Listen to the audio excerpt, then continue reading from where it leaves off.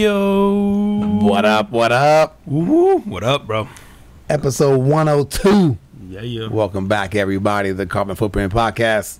He is Juan and I'm Sean, and every week we get together, have a few drinks, talk about things going on in the world, try to focus on things making an impact, whether they be good, bad, or otherwise.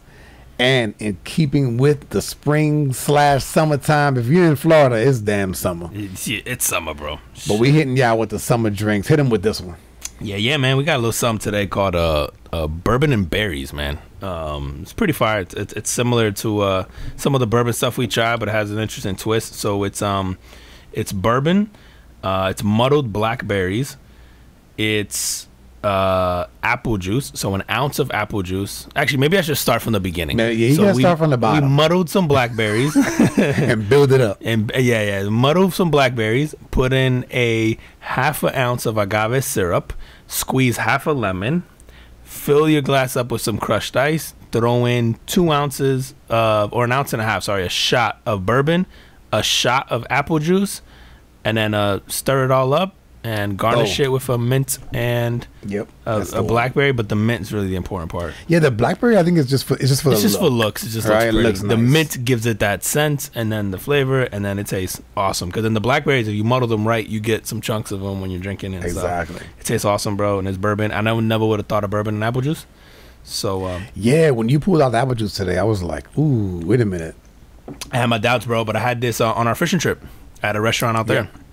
Did you having brunch? Is it regular apple juice or is it like an unsweetened apple juice? So I did pick, because I try not to, especially when it's for alcohol, man. I try not to skimp on the chaser. So it's an apple juice, but it's man, I gotta get the brand, but I think it's an organic apple juice, but it's like not from concentrate. So don't do those like those apple juice from concentrate like the Libby's or any of that shit. Do like natural apple juice, like, so that's which I think Libby's gives one that's not from concentrate. Okay, yeah. So if you don't do the syrupy ones and all that stuff. Do like real apple juice. So I just picked like some organic. I think it's called Lakewood Farms, maybe. I don't know. So I try not to.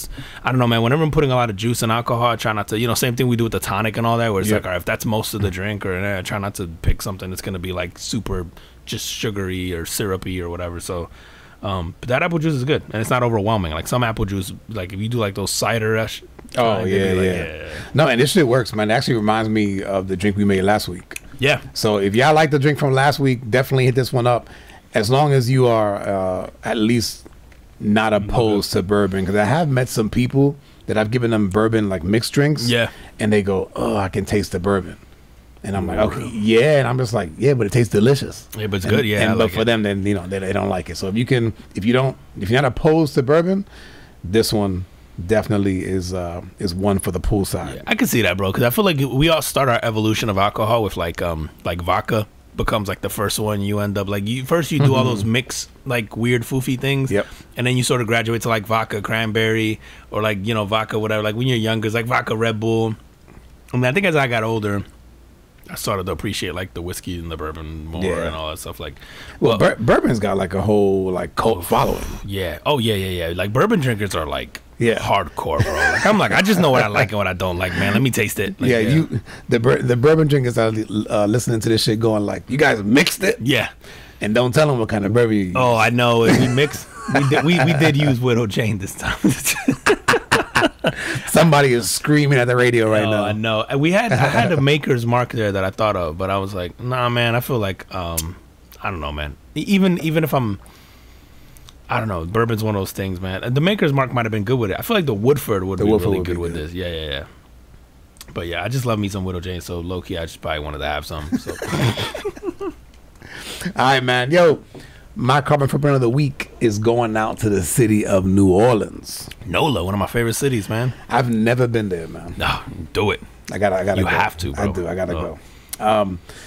So what they're doing is, and actually, what I'm giving them the carbon footprint for, is not because I necessarily agree with it, but they are doing to selected individuals. They're giving them guaranteed income for.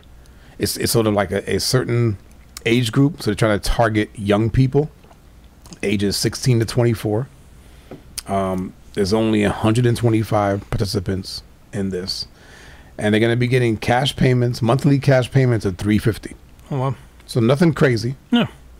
Yeah, people aren't quitting their jobs over it. No. If you have one. But it's like no strings attached. Like you can spend it however you want. However, they give it to you in a debit card so they can track how you're spending it. Oh, okay. So I would imagine, I would imagine, you're not gonna be if you're spending it all on liquor. I would imagine they go like, we're gonna revoke that. Yeah. Right?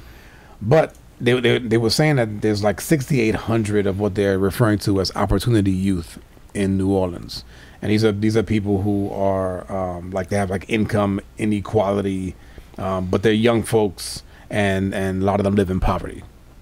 And so this is kind of a way to kind of help them on a monthly basis to get the basic necessities.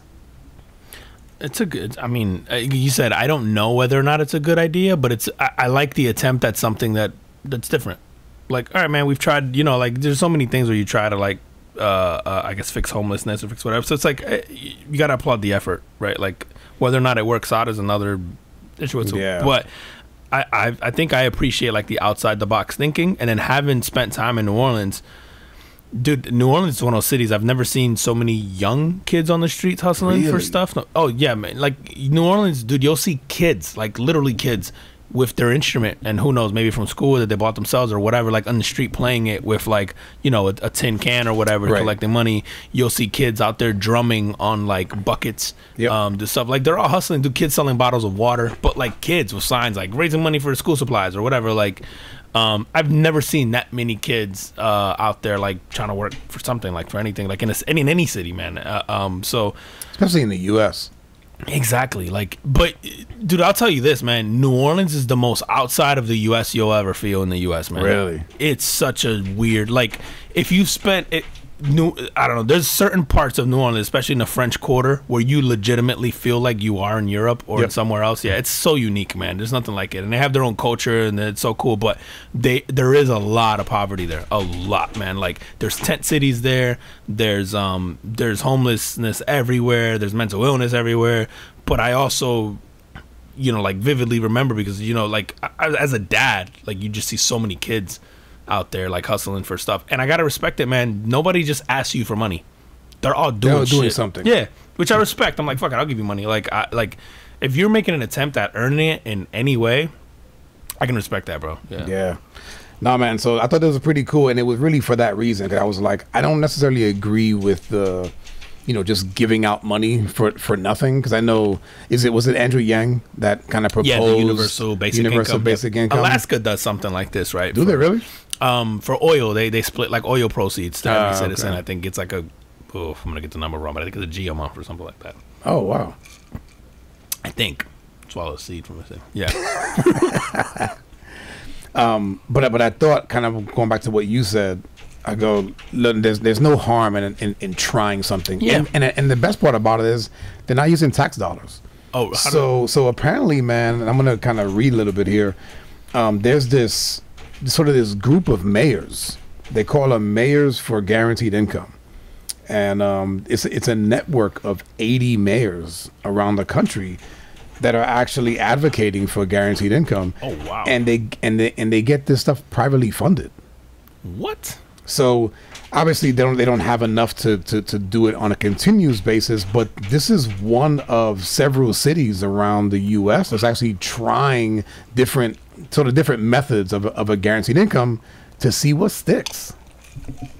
Dude, again, I gotta applaud the effort because we've tried other things, or you hear a lot of talk. Gotta fix this, gotta fix that, and I very rarely see an attempt at things that's unique. So, like you said, I don't know if it's gonna work. I don't know the answer, but it is an attempt that sort of like, fuck it, let's see what sticks. Like, let's try this. And the fact that you can't do it forever, right? There has to be sort of a point where you go, especially not if it's privately funded, yeah. Right. But I mean, like, you give somebody that guaranteed income, I would imagine there would have to be a point where you go, hey, like you're young, you're fresh out of high school, you don't have the money to go to college. We're gonna hit you up with this for X amount of time. And that gives you enough time to get your shit together. Yeah. I wish there was maybe there is in certain states, but like there should be limits like that on everything, on welfare, on food stamps, on. No, you just have another kid. Yeah. Yeah, that's the limit on that kid. But guess what? Yeah, the sad part is you said that, and I immediately thought of a person. Me too. Bitch, bro. Oh man, but man, shout out New Orleans. Man. I said it's one of my favorite cities ever, and having firsthand experience that, like, that's one. I would say that's the. I don't even want to call it a downside, but that is something definitely that's noticeable when you're there, is the poverty. But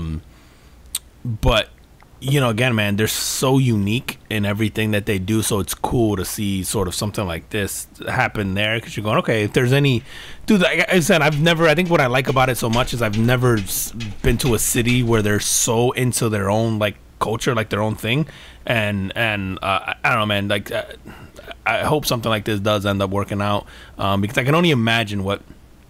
Obviously, I think some of the poverty is what breeds some of the talent, some of the culture, and some of the art that makes New Orleans for sure.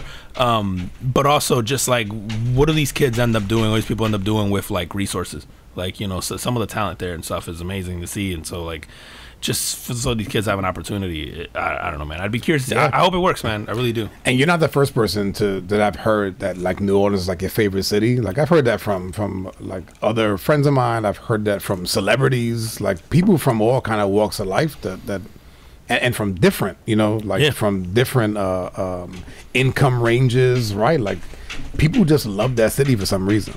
Dude, and I've heard people go there and they'll be like, yo, it's a shithole. And I'm like, yeah, man, but it's like, I could see why you would think that, but it's also so uniquely its own shithole. You know what I mean? Like, it's its own, like, and I don't mean shithole in a shitty way. Like, I'm like, it's uniquely them. Like, it's unapologetically them. Yeah. And it's like, if you plop me down in the middle of my dog is going to hand at the door, bro. I'm sorry, man. I couldn't hold it anymore. Yeah, no, man. I'm like, he never goes that long. No.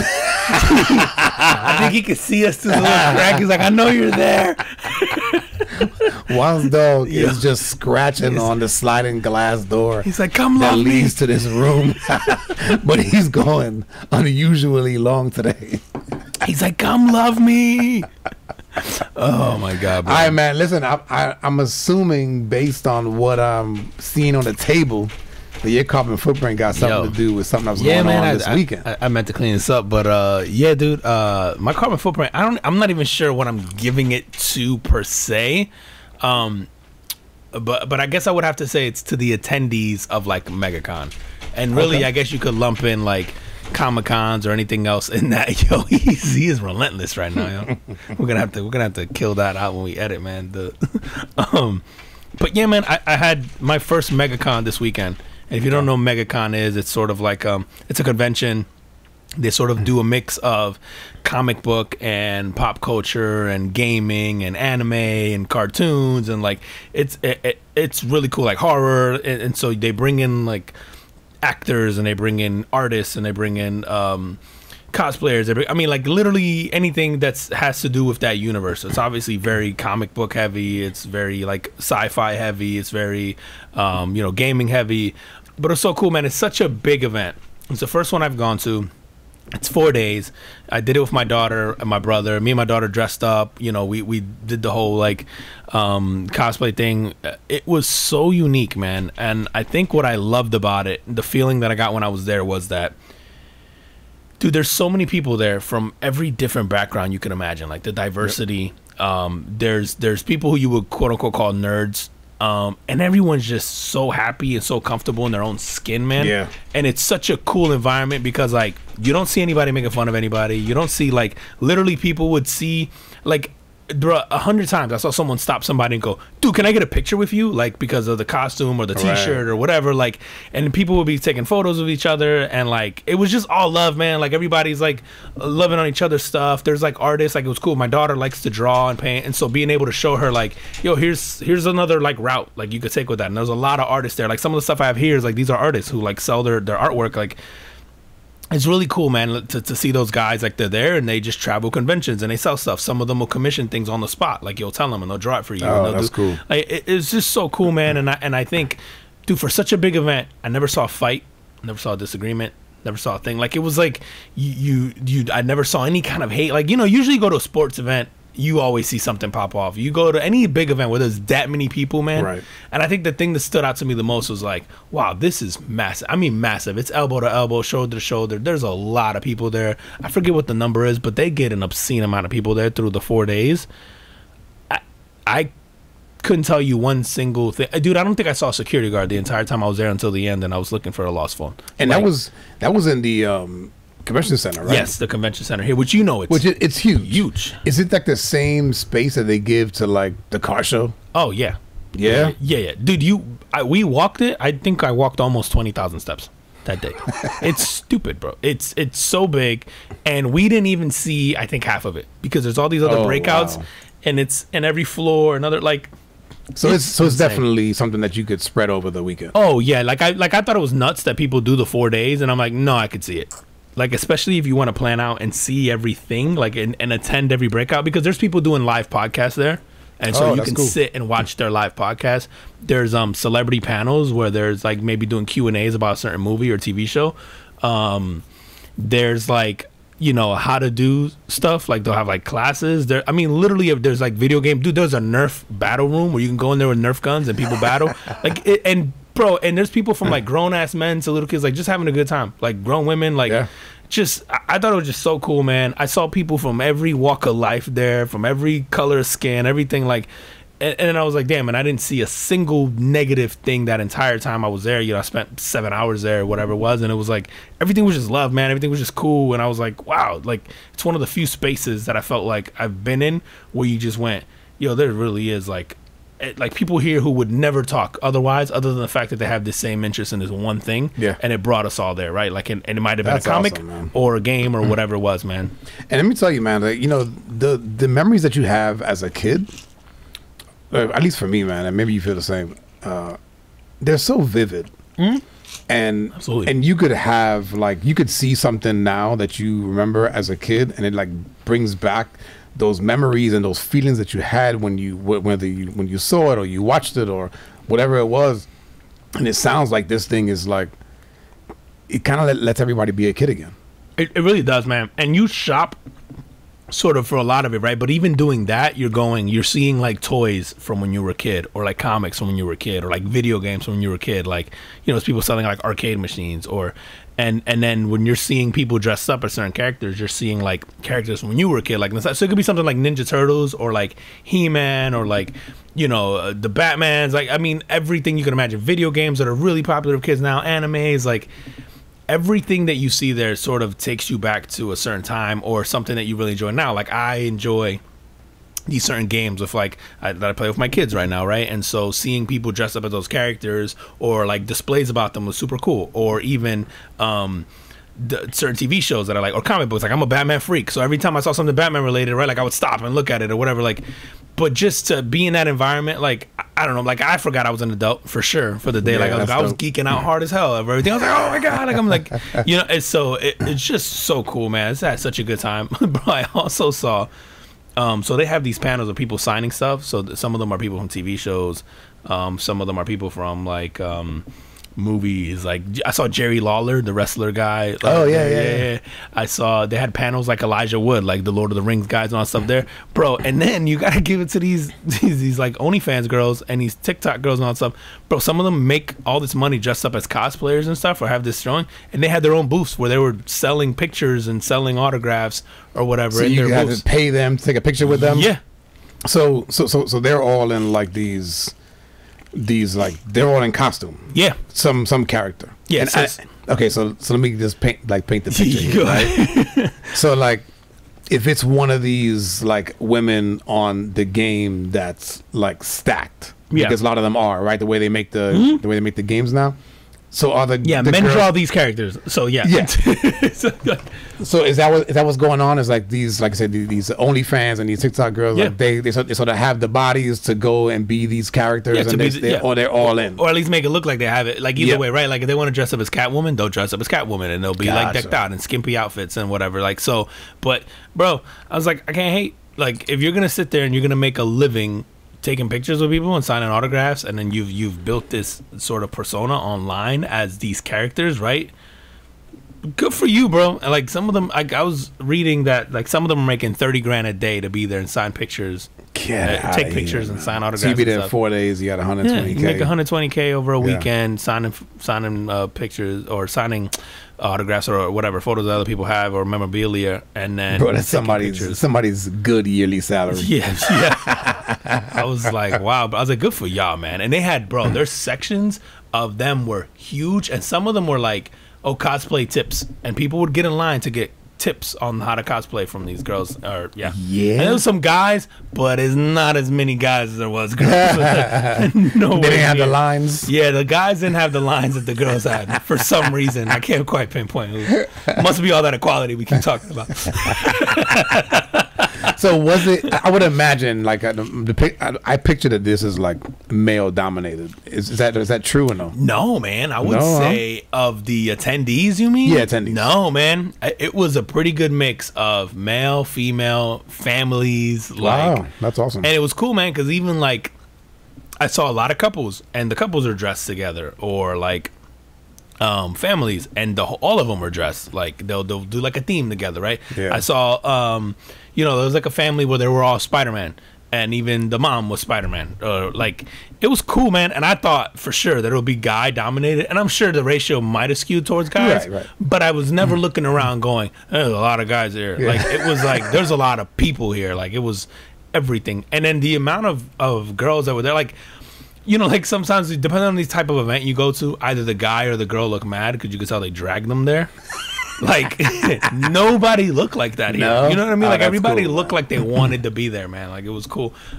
It's just cool to see, man. Like I've never seen that many people just geeking out over these common interests, and it just go off so like smoothly and positively. Yeah, that's and awesome. All that. Yeah, so that was awesome, man. So all I want to know is, man, did you see Voltron while you were there, man? I'm pretty sure I did, bro. If they didn't have a Voltron booth, I don't want to go. Nah, I saw a toy or two, but I don't know if they have a booth anymore. A toy or two. Oh, a toy or two. Gotcha. I'm still bitter, man. I have a Voltron robot from when I was a kid. Yeah. And I let my kids play with it when they were young. And one of my sons broke my Blue Lion's leg. Was it in the packaging when you gave it to them? I kept the box because when I was a kid, I mean, like I think I got it when I was like 12. Okay. And so I think I was at that age where I was sort of transitioning away from toys. Okay. But that shit was so cool. I still had to have it. Yeah. But even at that time, I was like, this is an amazing piece. So even when I would take it out, and when I would put it back, I put it back in the styrofoam and put the cover back on it and put it back in the box. So what would you say? This was from like 87? No, this is like, how old am I? 87? Yeah, 86 probably, yeah. 86, 87, yeah, that's probably right. Have you ever looked at what that toy's worth now? No. Don't do it. Like mint? No, I don't. I guess it depends on the time. And it's funny, man. I actually have some toys in a box somewhere around here still in the packaging. Yep. But then there's definitely some over time where I've opened and they've gotten ruined. And even now, man, I'll buy my kids stuff and then they open it and it makes me mad. But I'm like, why'd I get them that? And just get them the regular toy version, not like the collectible version. You know what I mean? Like, I'm just like, but because they're at the age where they want to open it. Exactly. But I will say, bro, if you're one of those people who collects toys or trading cards, like there's even people selling sports cards. Oh, okay. Like if you're one of those and you're like, oh, I do it because I can sell it one day. Like, bro, go to one of these things because those people selling stuff like cards, like. I know for a fact that I have a lot of basketball and baseball cards and all that stuff that I could probably set up a booth in one day and do okay.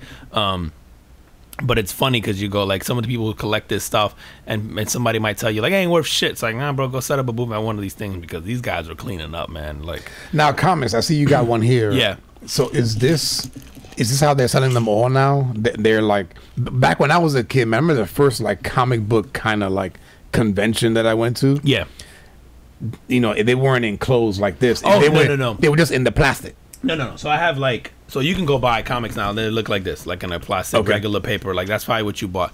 So what? No. But like it would be like older ones, but they weren't encased in plastic. They were in like the, You see like those the sleeve, like the sleeves. Yes, yeah. No. Yes. So this is done. They call it like they press it. So basically, if you have a comic that's like older or rarer or whatever, you're trying to save it as a collectible. Yep. They press it in these plastic frames, and then you can get it appraised and graded. So that the number on there is actually being graded.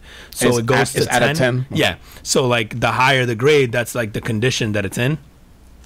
And then they have like the hologram is actually of the like, so it was like certified or whatever. It's not like bootleg that like a fake appraisal and all that stuff. So they certify it and then they give you a barcode. So this is actually, and it's funny, man, oddly enough. So you could have bought comics there, regular paper comics, whatever, and the stuff, and then people were getting them signed. So a lot of these artists, the comic artists, were there. Yep. And then you can go to a booth and have them press it like this. I bought this one already pressed, but you can go there and they would press it for you and put it in a case. And then because a lot of people do that to preserve the comic. Would they rate it there too? Yeah. So they had like grading, and then they have man. a thing called witnessing where somebody will sign it, like the artist will sign it, somebody will be there and they'll sign a certificate saying, yeah, I witnessed this artist actually signed the comic type thing. So it sort of adds value to absolutely. it because you can authenticate it. So yeah, no, this one I happened to just buy it and it was already pressed in the case and all that, and they think they did it because it is so old. It's from '86. So the cover caught my eye, but then it was created, it was published, the year and month that I was born. So I just thought it was cool. I was like, I'm just gonna get it, man. So yeah, I thought it was neat. And then you're a Batman freak, and I'm a Batman freak, but I've never seen a Batman cover like this. It doesn't even have Batman on it. Like, it's just the cover was so unique. I was like, okay, I gotta get that. But yeah, you can. It was cool because you could see a lot of stuff there. A lot of artists signed their stuff. Like I got this one signed from the guy who did it. This one was signed from the girl who did it. I think that's printed, and he did sign it for me. Okay. But the lady who did this actually drew it. So like, and then she signed the back. Like this one's the original. Not in front of you. No. But if you looked at, she had a bunch of these. Every single one looked different. Oh, okay. And so like it was cool. And then I talked to her. She's like, no, these are drawn. So she didn't have a lot of them because she's like, obviously I'm sitting here like drawing them one by one and painting them. So it was cool, man. It's people making jewelry, like all kinds of stuff, man. It was really, really cool, bro. That's awesome, man. Yeah. All right, man. Switch gears on this one. I gotta hit you up with this story. This British guy. Does this tie into my cosplayers at all? Maybe. I thought cosplay was like a porn category. It is, but isn't everything? I know I seen it somewhere. I think there's a porn category for everything now, bro. This dude, he had not a wife, he had a girlfriend, 2 kids, and they actually took in a Ukrainian refugee. Okay, that seems like a good Samaritan. So him and his girlfriend have been together for like 10 years. Okay. Right? 2 kids. Within 10 days, he leaves with the Ukrainian chick.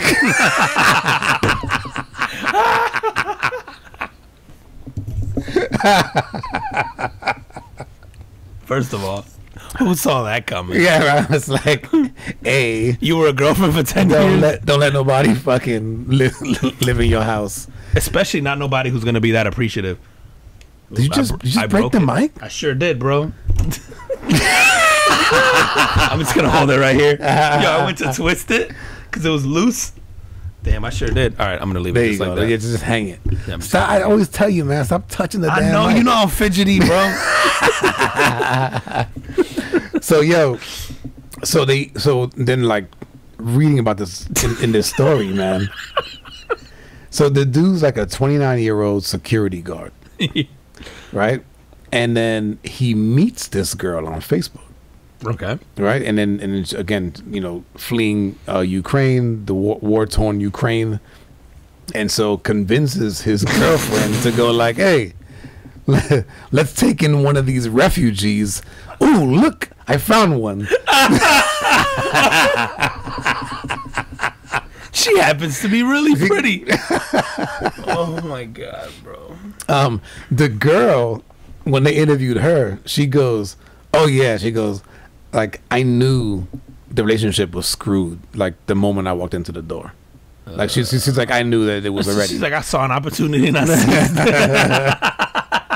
You gotta applaud the initiative, bro. But bro, I thought about kind of what you said. I was like, first red flag is ladies, if you are dating a dude for 10 years and you have 2 of his kids, and he still won't marry you. Yeah, he don't like you, bro. Red flag. I'm gonna say anything over like 4 to 5, he don't like you, bro. Yo, that, and then I was like, Ugh. and then the other thing is like, if your man is meeting foreign chicks on Facebook, it's probably another red flag. Yeah, you're probably right about that. Yeah, if he's suggesting at all that you move in someone with you guys, especially someone who's gonna be super grateful. Yep. And then, not for nothing, right? Like most dudes ain't built like that. Nah, You're not built to sort of like to turn that down. yeah, I'd like to consider myself a nice person, but you know what I'm not doing, bro? I'm not going on Facebook right now to find any Ukrainian refugees. Yeah, but what if your wife is like this, humanitarian, and she brings the girl into the house? Like, but is it out of character, or is it like her usual? You know, like, is it something that she would normally do? It's something maybe that she's talked about, and then this opportunity comes. And Nah, she's bro, like, I'm gonna assume she's gonna fuck him, depending on what he looked like, bro. No, what if she brings a girl? Oh, what if she brings a girl? Yeah. What if she brings a girl? I'm gonna assume she fucking her.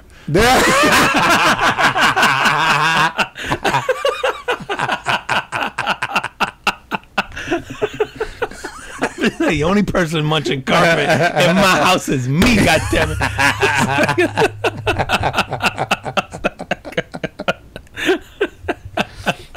I don't know, bro. Because I also know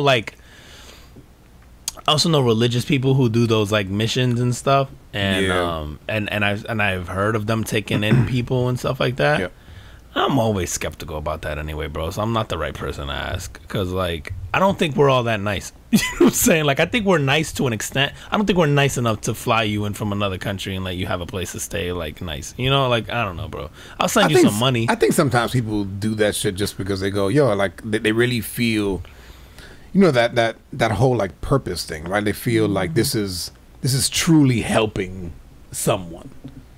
I do, but I think there's a certain human being that does that or is capable of that. I don't know that a lot of us are. Like, so you think like in most cases, someone seizing the opportunity? Yeah, they're trying to get something out of it, dude. Including the refugee. Yeah, I think being selfless. Yeah, the refugee, bro. What's in it for them? Be like, oh, let me see. He don't like her anyway. Let me see. You're taking me to a country that's not war torn. I could potentially get citizenship, or like get a whole husband out of this. Is wife, whatever. Are the countries that are taking in those refugees, are they offering citizenship? I think if you're gonna offer to take on like refugees, or you're offering them asylum, then yeah, just some of them you get citizenship. Like, obviously you have to go through whatever, but you're right. Like, yeah. So a lot of it, because I know we agreed to take on a certain amount of them. I think it's like 100K or whatever it was, but like it's a lot of fucking people, bro. And we're getting a bunch from like South America too, right? Yeah, but like still. Yep. I saw an article where there was like people were being bussed in like at night to places in like New York and just like dropped off. Bro, like right now, bro, your wife came home and is like, "Yeah, I want to take on this little Guatemalan guy who's does he do time? I met on Facebook. Does he? Like, bring that motherfucker, bro. I don't know. My bathroom is. I'd have been mad as shit. I'd have been like, "Where was he 6 months ago when I was working on his bathroom?" Does he do tile? Does he do floors? Where was Ignacio then, huh? Why the fuck did you wait this long? You know we need a new driveway. Yo, I don't know, man. I like to think I'm a nice guy, but that's a tough one, bro. Yeah, I'm gonna assume that immediately. Might have to pass on that. Yeah, somebody's cheeks getting clapped, and either way, I'm against it. Not in my house. Yo, speaking of New York, man, they do you see they pulled out all the public telephones? So like all the what? Yeah, like so it's been like an initiative since I want to say 2016 to yank out all of like the public phones in the street. It took that long, bro? Yeah, I guess so. Well, because they didn't want New York has a lot of them though. Yeah, well, they didn't want to yank them all out at once and not replace them. So what they did was they were replacing them with the hell's it called? It's called like a link or something. I think I wrote this shit down Wi-Fi, somewhere. right? It is Wi-Fi essentially. Okay. I don't remember where it is, but they're replacing them, and I want to say it was like 7,500 phones that they were like removed. Oh damn. Yeah. And then I do have it here, a link sync. And so these things, so these things do free Wi-Fi, domestic calling, mobile charging, and 911. Oh wow! I do remember seeing certain places in New York where it's like you're near Wi-Fi, and it was like those. It was like those things, right? Yeah. Yeah, so cool. So they took the last one. I thought this was kind of cool too. They took the last one to the Museum of the City of New York. Okay. And to like a new exhibit that just opened this past Friday, and it's called Analog City, NYC, BC, before computers. I like that. I was like, that's clever, man. That is super clever, bro. Because phone booths in New York are iconic. There's a whole movie called Phone Booth that took place in New York. Remember the No, I don't remember that. Oh man, I think the guy was I think it was Kiefer Sutherland, man. Where the guy was in the booth and then there's like a sniper on him and he couldn't leave the booth and shit. Like, but New York phone booths are iconic, right, man. Like that's the when you think phone booths, Superman. Yeah, you think New York, you think London. Like London has a very unique phone booth thing. Like whenever I think phone booth, I think New York, I think London. That's crazy, man. I didn't think I don't know why. I mean, I knew they were out. I didn't think that we'd be so quick, I guess, to yank them all. I thought there'd be one because dude, to this day, I've been to hotels where they'll have like public phones in like a lobby area, and they still have. I think they said there's some sort of private properties that still have some of them on it, but as far as the public ones, there was 7,500 that got replaced with 2,000. Yo, who wouldn't even know how to use those now? Like my kids wouldn't know how to use a public phone, bro. Yo, the minute they see the slot for the coin, they'll be like, "What's a coin?" Like, does it take Apple Pay? Yeah, does it take? Yeah. Can I use my phone to pay for bro, like, oh shit, bro. Like that. Yeah, man. Like, yeah, bro. I thought that was pretty cool, man. That is cool, taking man. it and putting it into like into a museum, to like an exhibit, because there will be a time, right? And you say like, let's just say like 10 years from now, you'll have people that had never seen that. There's probably people now that have never seen a phone. Oh yeah, no. My kids will definitely be like, "Huh? What do you mean pay for it?" For sure, bro. Yo, man. Blast from the past here, bro. You seen the shit that's going on with Lake Mead in outside of Vegas? No. All right, bro. So Lake Mead outside of Vegas, drying up, bro. It is. It's drying up, and it's really? like a drought. Yeah. So it's drying up. So Lake Mead is it's like the largest man-made reservoir. Definitely in the U.S. It might be in the world, but it's definitely the largest man-made reservoir in the U.S.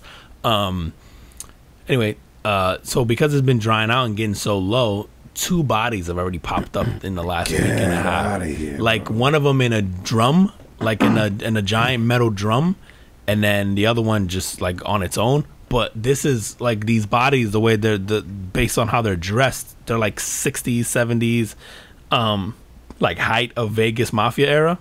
So they're wondering is Lake Mead keeps getting emptier, are more of these bodies just gonna keep popping up, which is a wild, dude. Like, so I think one of them got found by some lady paddleboarding, and then the other one the part got so empty that the drum was just sitting there, and you could just see it. Yeah, and then the drum had been corroded so you could see the body through the drum. But like you said, like let's just say it dried out completely. Yeah. Oh, bro, there's gonna be a ton. Cause Vegas notoriously back in those days, like 70s or even early 80s, was like big mafia town. Like, oh wow. So bro. yeah, and Lake Mead just happened to be the spot. They were just dumping people left and right. Which it's been a week and 2 of them have popped up. So.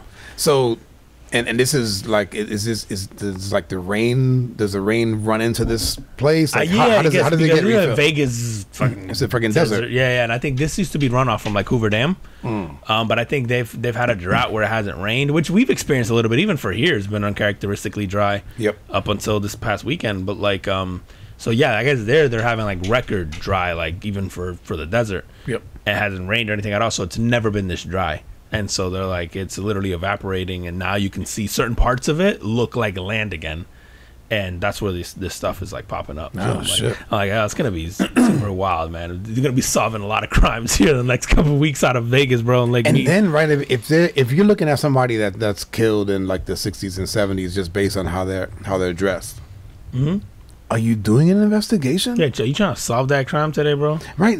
Could you imagine being like an investigator in Vegas and they go, "Oh yeah, here, go investigate this." Bro. Like, no. You going to nursing homes to question people on ventilators and shit? Oh my god. Dude, let me tell you about somebody who tried to probably put somebody in that damn lake. Dude, you hear about this? So there was like an Ohio teen, 15 years old, bro. His father tells him to go to bed. Okay. They didn't agree that the time was right to go to bed. Bro, he shot him. The teen shot the dad? Yeah, bro. This 15-year-old kid shot his father. So it's like, he shot him in the stomach. The wife, who was like the stepmom of the kid, yeah, she makes a 911 call. And you know, I read it, but nothing crazy there. What I found interesting at the end was that the father was like, "I don't want him back." Oof. So the kid the kid goes nameless because he's a minor. Yeah, he's a minor, right? But then the system gets him, and they go like, "All right, so he's gonna go home," and then he's like, "Nah, like I don't want him." So they're like calling anyone who is a family, just trying to go. All right, like, will you take the kid? You adopting this kid, bro, who shot his dad? And dude, are you taking him in if you're like an uncle? I'm going no. Nah, bro, you shot. Right, like if you're a family member, period. Maybe I could see like a grandparent, because grandparents usually have like soft hearts. Yeah, for their grandkids, salty, right? And they sort of always see the good. Yeah. They'll think they can solve it, or the kid just needs love, or whatever. Oh my god, yeah, I've heard those before too. Like, he just needs love. Like, nah, bro, some kids are assholes. Bro, if one of my kids, if you even decide to look at me wrong or fight me, you better kill me, bro. Imagine one of your kids shoots you and you make it. Oh yeah, bro. I don't. You better kill me, bro. I'm gonna be like, you better finish the job. Yeah, like I mean, take this as a last life lesson, bro. You better finish this job because I'm coming. No, but I don't blame the guy for not taking them back. I think I would do the same thing. Just go like, all right, man. Like, you was mad enough to do that shit. Then now go make your life, man. Because listen, you can get mad at anybody. I talked about this shit last week about the difference like between sort of like what's mentally ill versus, like what makes you mentally ill. It's like being able to sort of act on irrational thoughts. Mm-hmm. Like, you can be pissed at somebody and go like, man, I want to kill him. It's just a thought, right? But when you go and you get the gun and if you allow yourself to get to that point, then I guess you're mentally ill. Yeah, bro. If you're a fucked up human. Is it the dad's gun?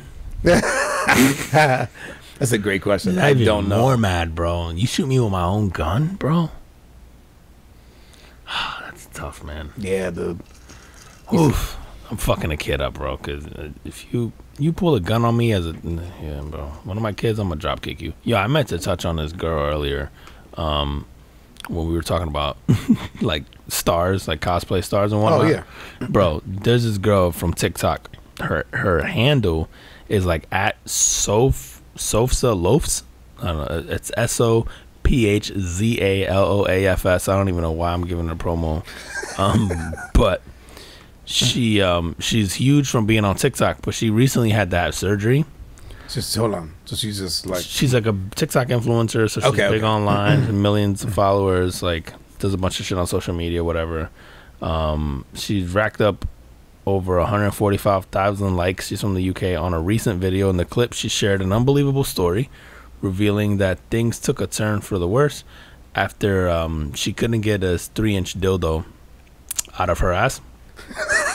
And I don't know why I always find these stories. So she couldn't go to the hospital the night the vibrator got stuck because her kids were sleeping.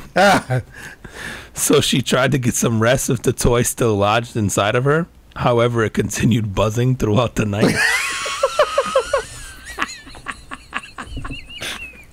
Bro, why would you stick something? Is it 3 inches?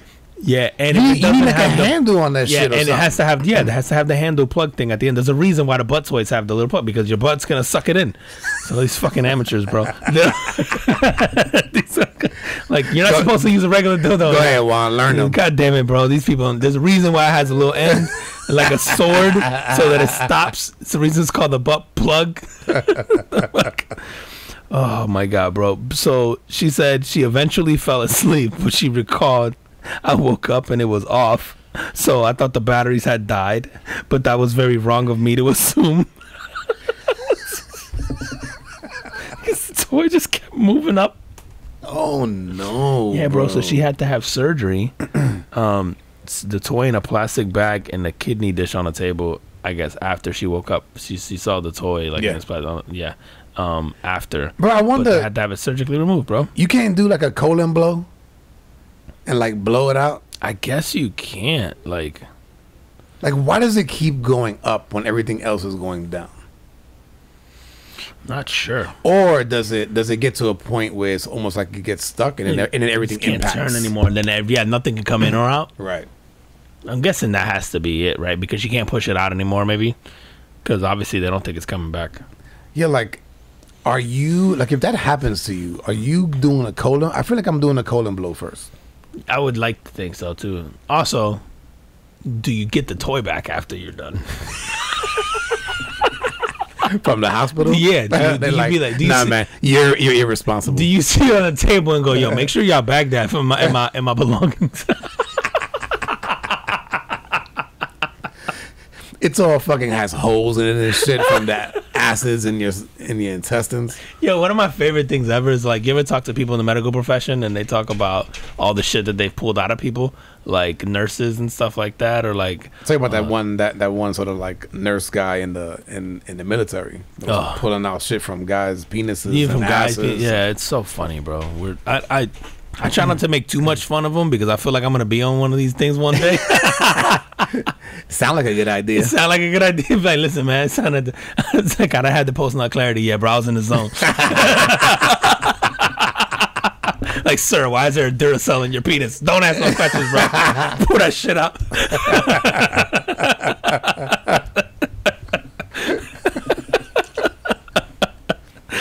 That shit is so crazy, bro. Bro, did you see the Will Smith? Will Smith had an interview with David Letterman.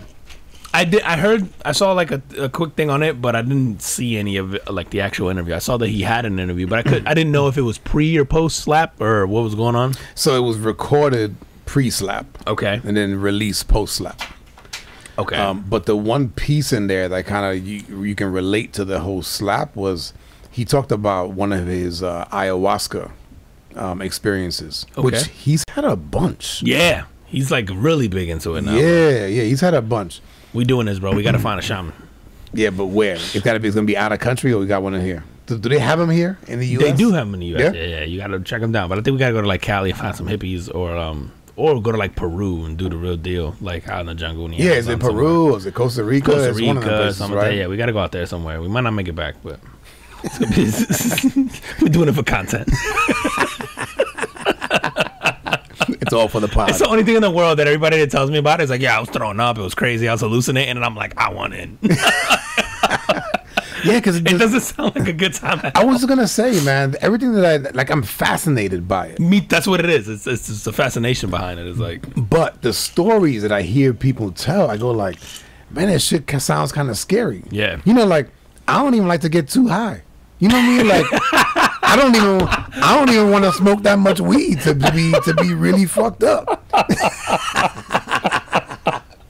I don't mind getting the edge off, but I'm like, no, like I don't even want that. Like this ayahuasca shit sounds real intense. It sounds like that blunt that you rolled from the dude at the local store, and the shit came out sticky and yeah, like got like roach spray. Yep. So yeah, like I'm fascinated by it, because I see people that, or I hear about people that almost have like, I guess almost like an out of body experience. Yeah.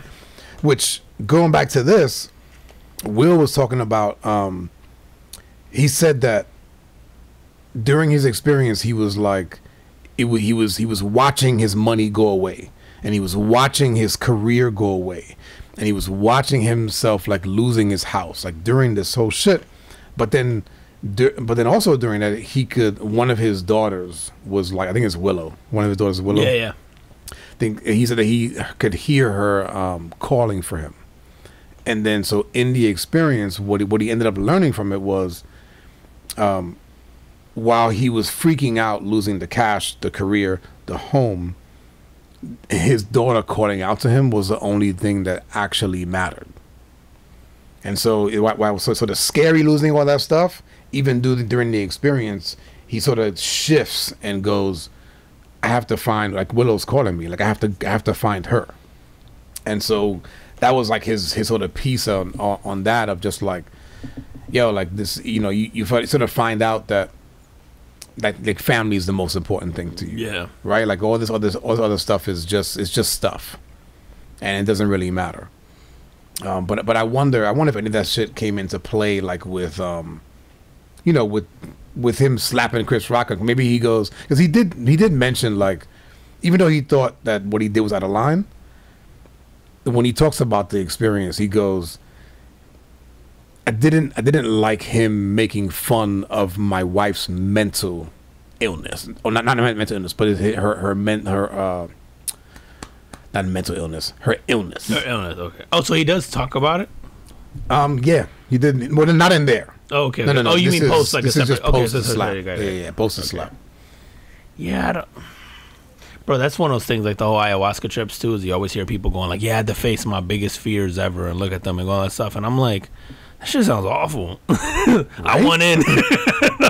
Yeah, like, it's the only thing, right? Yeah, it's like, huh? Oh man. Dude, I don't know, man. If you're I don't know, but that guy, I feel like clearly going through a ton of shit, because even the fact that he like sort of was seeking ayahuasca and all that other shit, it's like, and multiple times, a lot. I think Neil Brennan, bro, is like really big into saying, I think Will's the one who put him onto it. Oh, really? Neil Brennan is a huge advocate for ayahuasca, because Neil Brennan suffers from like really, really severe depression. Okay. And like to the point where Neil Brennan has traveled the world. This guy's like, yo, I've been all over Asia, everything, trying to find treatment. Yep. Because he's like, yo, everybody's like, yo, you're sad. He's like, I don't want to fucking be sad, bro. I want to fix this shit. Like, I can't. Like, I just feel that way, right? Like, he goes like, I do have a great life. I don't want to feel like the way I feel. But anyway, so Neil Brennan, after Will came out and said it, he goes like, yo, Will actually put me onto the ayahuasca shit a long time ago, and it's been one of the few things that has helped him battle depression. Wow. So like, yeah, like naturally, quote unquote. But he's like, yo, every few months I go and I do like a purge, I guess, whatever he calls it, and it's just like this whole thing. And he's like, yeah, I feel great for fucking a while. He's like, it's like hitting restart on your brain. Right. He's like, it's like clearing the cache and hitting restart. He's like, yo, after it, I feel phenomenal. He's like, I just do maintenance now. Like, wow, bro. Yeah, man. And you wonder, so somebody that's in depression that it could help, like, if you're sort of quote unquote normal, does it still help you? I would think so, man. Right? Like, if you're quote unquote normal, but maybe you have other things, maybe other thoughts, other places where you think you should be or not be, or like, I don't know, maybe you're struggling with decisions. I don't know, bro. Like, does it all just sort of come to light? Like, I guess if you're fully content, like, what does it do? Like, does it bring up like maybe the one thought you have a lot, like, I can't decide between blue or beige curtains, and then you just focus on that for like 5 hours? Yeah, you always you wonder, because I think we can all look at people from the outside and go like, oh, like that person's life is amazing, or, and it's not really true, right? Everybody has their struggles. For sure, bro. That's why I think when I was younger, bro, I was obviously super ignorant. And I've met a lot of people who suffer from depression, and not one of them outside looking in that I go, yeah, man, you should be. Right? Like, we've all met people that are happy as fuck, and you're like, you should be depressed, bro. Why are you so happy?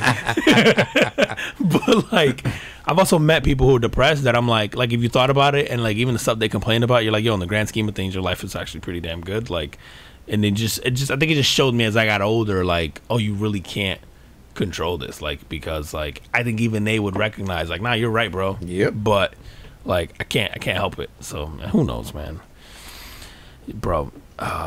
You know, I like to fuck with Alabama at least every once in a while, dude. Oh, fucking Alabama. You know, you're alienating the whole state. Yo, you know, I don't know how you feel about this, but it's like the one state that I'm okay with losing.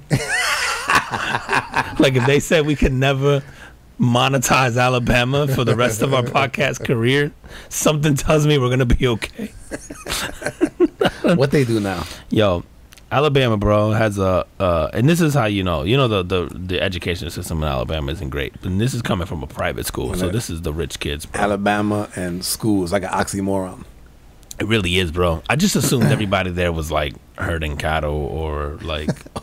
or going to the University of Alabama. To University of Alabama, and I don't know, what do you learn there, bro? I don't really. Anyway, play football. This is also true, but if you can't play football, you give them drinks. You support the football. You support the football team. I'm be a physical therapist, but there's a.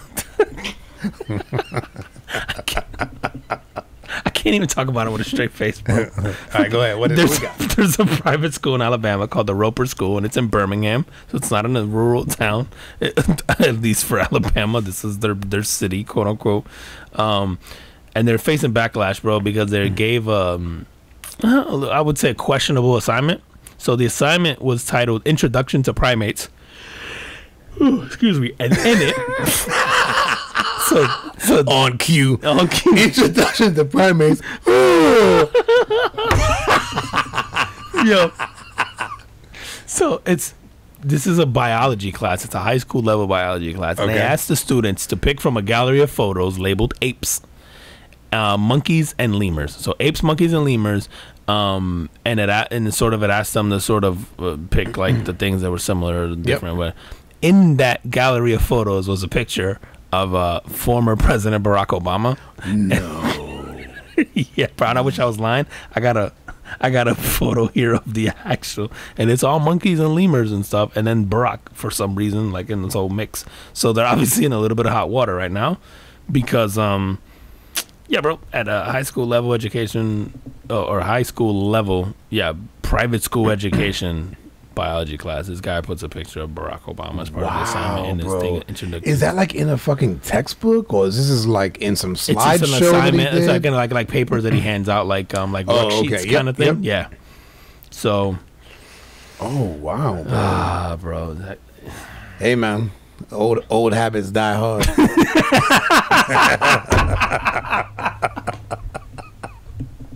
I'm just picturing that. You know what's happening, bro? Is this is like such a waste of a conversation, because he's probably like, "What? What's wrong with my assignment?" Dude, it's fucked up, man. But it just goes to show you, and we talk about this a lot, which is that time in U.S. history was not that long ago.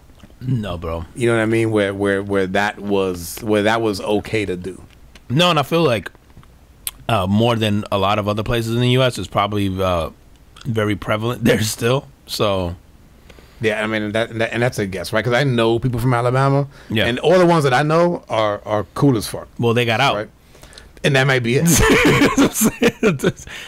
like all the ones they were smart enough to leave. Right, they're not there anymore. Yeah, they were smart enough to go. But that's crazy, man. Like, and that's in a private school. It's in a private school. So I'm saying it's a private school in Birmingham. Like, it's not, I wonder, and then you wonder how that gets out, right? Was there like a black person in the class? Was there just somebody who looked at that and went like, "Yo, that's wrong. I'm taking it home to my parents." Kids probably posted it online. What is it? What grade? It's high school. High school. Say what actual grade, but it's high school biology. So you figure that's junior year enough. At least. Yeah, it's enough. You figure that's about junior year. So yeah, that's. You figure those kids probably put it on their social media or something like. Definitely so, man. I know that there's in my kids' high school, and I'm not even gonna shout them out. The things that there's a page. It's and I don't know what the name of the page is. He's like an Instagram page, but it's essentially like fucked up things that go on in this high school. In the school, and they all just shared to it, and they just That's hilarious, bro. And it'll be anything, bro. It'll be. They had like, I don't know, like challenges where they would rip sinks and urinals off those. Like, this is recent, bro. I remember telling my kid this that, is like, this year. If you partake in one of these challenges and I get a bill for this shit, like, because they're invoicing parents for like the broken skins. These kids are also too stupid to not put themselves ripping it off online, like. Right. So dumb, bro. I'm like, that's with my kids. I'm like, yo, it's one thing to do stupid shit. Be smart when you do stupid shit. Like, don't record yourself. Like, I'm just like, bro. Dude, every time the kids come home with some other story. Dude, there was another one. This kid was giving haircuts in the bathroom. That's entrepreneurial, bro.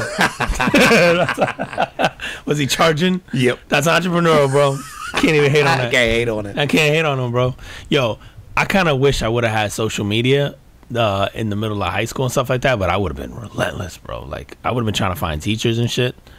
Just, I don't know, bro. Can you imagine, like, the teacher that was, like, the biggest pain in the ass and you knew their Facebook page? Oh, or their Tinder profile. You try to find them on. Well, remember the story from last week with the guy that got catfish? Right. That's what I'm saying. That would have been me. Horrible. I was born at the right time, I guess. It would have been so bad, bro. Oh, my biology teacher hated me in high school, bro. Why? I'm pretty sure I wasn't a good guy to her. I might have told her some shit, but I vividly remember one time. So you were a smart ass back then, too. No, yeah. But she was especially I don't know, bro. She was really condescending. You know what I mean? Like, she was one of those teachers who thought like she was better than you because she was a teacher, and I had no trouble like telling her that. So we just didn't mesh well, bro. Like, she would, bro. One time she was livid, like just super moody out of nowhere. Yeah, I was such a dick. And then I don't even remember what she said to me, and I was like, "Whew, you really need to get laid, miss." Oh, and, no. Yeah, bro. And it just came out so natural, and she kicked me out. And she was allegedly Spanish, I think, adopted by Spanish people, whatever. But she was as pale as can be, and like super duper white, like wore cowboy boots and stuff like that. But she did speak a couple words here and there. So every time she would kick me out, she would tell me in Spanish, like I didn't understand it in English. Right. So it was funny as hell, bro. But yeah, me and her, man, we would get it. And she was the one who would always tell me I was gonna be a loser. I was like, man, I guess you're not wrong based on the shit I'm telling you right now. I would have thought the same thing, dude. We had a mutual friend say you should have been a loser too. I want to say I ran into this lady years later. I'm trying to remember. But yeah, man, I think back though, I did say some reckless shit to her. I mean, I felt like they were well deserved because she was an asshole. Like, she was definitely like really like for a teacher. Like, I think back about some of the shit she said to me, and I'm like, man, like, why would you say that to a kid that you're supposed to like? I guess be educating. But then I went like, yo, she must have hated her life. Like knowing what I know now, right? Like, as an adult, I go, man, she probably hated being a teacher or hated like. Yeah, and you have sort of like firsthand encounters of what it's like to be a teacher. Yes, so right? like I can just envision this lady must have been going through it, and she was just lit because there were some days where she just wasn't having it. And yeah, I wasn't the best, man, about certain things, especially if I knew I was under your skin. Yeah, I guess not much has changed. Speaking of losers, you seen the United Airlines employee get beat up?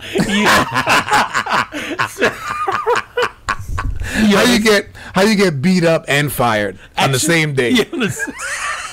How you get beat up at your job and they fire you, bro? Beat up by somebody who don't even work there, bro.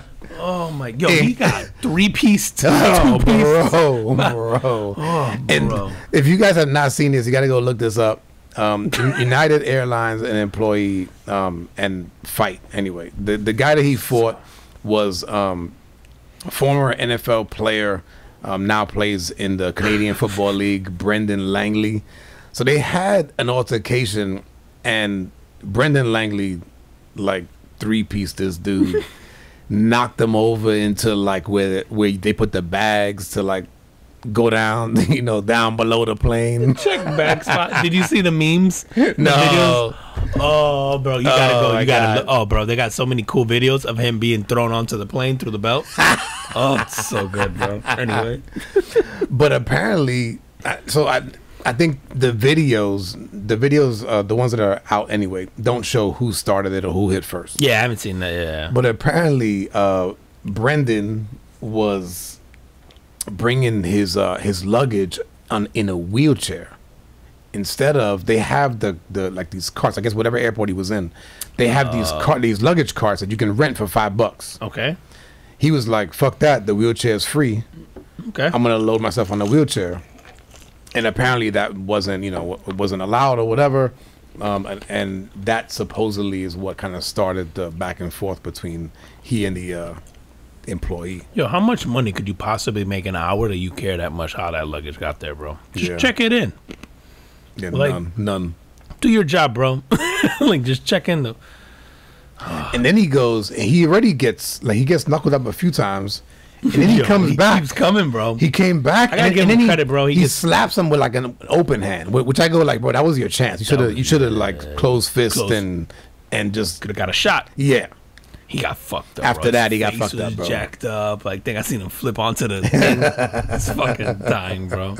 Because the way he gets hit too, like the guy's swinging at him, and there's like for a split second, the first two miss. The guy dodges him like the Matrix and shit. Yeah, he was. Me too. I'm like, yo, look at the fat boy go, bro. He's bobbing and weaving his shit, bro. But then the third one connects. It was a wrap, bro. At first, he looked like Canelo fighting Triple G, and then he gets caught, and I was like, ooh. It's like, damn. Bro, they're fighting again. Did you see that? Yeah, dude, they signed for September, right? Yeah, I don't know how I feel about it, man. I don't really care. I'm gonna watch it. Well, I'm saying not Canelo. I haven't seen Triple G fight in so long that I'm kind of like, yeah, the hype is gone. Isn't he 40-some? Yeah, the hype's gone. I'm just like, or pushing 40. I don't know. Yeah. But yeah, this dude, this shit was. This might be more entertaining than Triple G Canelo. I don't know. Somebody got to go down this time for it to beat this, bro. Yeah, we'll see, man. How we doing on time? Dude, we're hour 5 in, man. So, but before we get out of here, I'm gonna touch on you seen the pregnant chick here in Florida, bro, at McDonald's? No. Yo. I mean, there's pregnant chicks at McDonald's all the time. All right, bro. I would assume. This one's special. So she storms into a Lakeland McDonald's here. Okay. Because they're taking too long with her food. It's the home of Publix. Yeah. So she So she's in the drive-thru, I'm assuming. In the drive-thru. They're taking too long, so she storms into the restaurant and she starts throwing a violent tantrum, bro. Like going off, throwing shit, screaming at people. She wants her food. Yeah. She's wilding out. She's saying crazy shit, bro. And then finally, and I think she's even like assaulting people. She's throwing shit at motherfuckers. Bro, they finally get her to leave. Or like somebody talks her into leaving, like somebody she's with, like people she's with are trying to talk her out. She's done, and then as she's walking out the door, she pops back in, just starts twerking for the cameras, and then walks out. Why? I don't know, but it's dope. Probably because everybody's filming her having a tantrum. How you twerking with a whole fetus in you, bro? At McDonald's. So how pregnant was she? I mean, she's noticeably pregnant, but not like gonna pop tomorrow, but like, oh, I could tell you're having a baby. So I would say like maybe 5-6 months. Yeah. Yeah, I didn't say, but like you could tell she's pregnant. Bro, there was one time I worked at Disney, and me and my boy, we was in the elevator with this woman, and she was pregnant, and luckily it was just going up like one floor, but kind of coming in, talking to her. And then she mentions, pregnant, whatever.